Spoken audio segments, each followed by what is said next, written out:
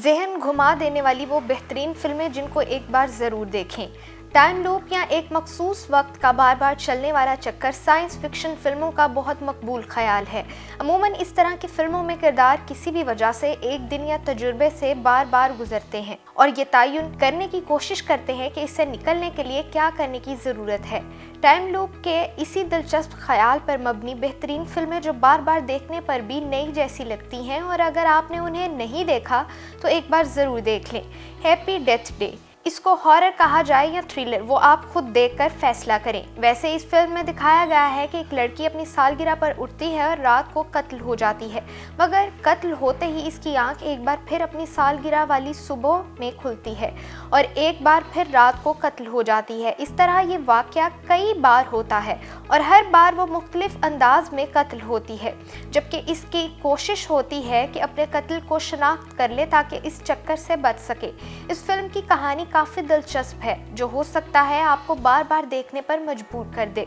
Looper, ये action film time travel के ख्याल पर मबनी थ्रिलर है जो देखने वालों के जहनों को उलझाकर रख देती है कि क्या अगर आपको किसी फौज को रोकना हो तो आप रोकेंगे, और इस वक्त क्या हो जब आप विलन हो। इस फिल्म में ब्रूस विल्स और जोसेफ गॉर्डन ने एक ही कातिल का किरदार मुख्तलिफ तरीके से निभाया है। ये फिल्म इस वक्त दिलचस्प हो जाती है जब इन दोनों की मुलाकात गैर मुतवक्के तौर पर वक्त के एक सफ़र के दौरान होती है। एज ऑफ टुमारो, ये एक जापानी नावल पर मबनी फिल्म है जिसमें खलाई मखलूक के ज़मीन पर हमले को दिखाया गया है, जिसके दौरान एक बुज़दिल फौजी मारा जाता है, मगर जैसे ही मरता है वो फिर उसी दिन के आगाज़ में पहुंच जाता है और जंग का बार बार हिस्सा बनता है।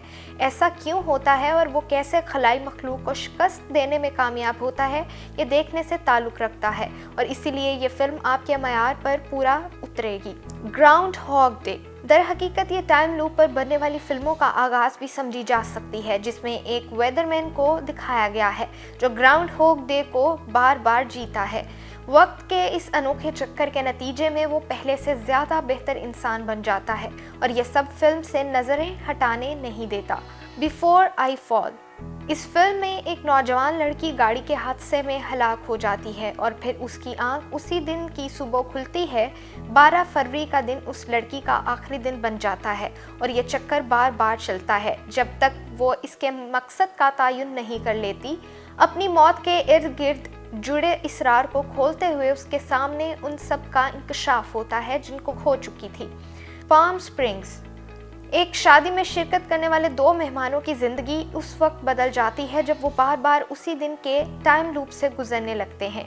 एक ही दिन को बार बार जीने पर मजबूर होने के बाद लड़की सूरत हाल से निकलने की कोशिश करती है। ये रोमांवी साइंस फिक्शन फिल्म कॉमेडी से भरपूर है और कहानी इतनी दिलचस्प है कि बार बार देख कर भी दिल नहीं भरता। अबाउट टाइम, बुनियादी तौर पर यह टाइम लूप फिल्म तो नहीं मगर इसके काफ़ी नज़दीक ज़रूर है। ये एक ऐसे शख्स की कहानी है जिसको जवानी में इल्म होता है कि उसे विरसे में एक सलाहियत मिली है और वो है टाइम ट्रैवल की। वो माजी में जा सकता है और इसके नतीजे में उसे माजी की महबूबा से ताल्लुक़ बहाल करने का मौका मिलता है, मगर माजी को बदलने की कोशिश के नतीजे में उसे मुश्किलात का सामना होता है, यहाँ तक कि उसे शिकस्त के लिए तैयार होना पड़ता है या वापस जाना वाहिद हल बचता है। दी फेयर, इस फिल्म में एक टैक्सी ड्राइवर एक ही मुसाफिर को बार बार लेकर जाता है और वो उतरने से कब्ल गायब हो जाती है जबकि ड्राइवर उसे भूल जाता है। ऐसा उस वक्त होता है जब उसे इस मुसाफिर का नाम याद आता है और वो उससे बताती है कि वो कम से कम 100 बार उसकी टैक्सी में सफ़र कर चुकी है। जब ड्राइवर को एहसास होता है कि वो टाइम लूप में फंस गया है तो फिर कहानी मुतअद्दिद नशीब व फराज से गुजरती है जो दंग कर देती है।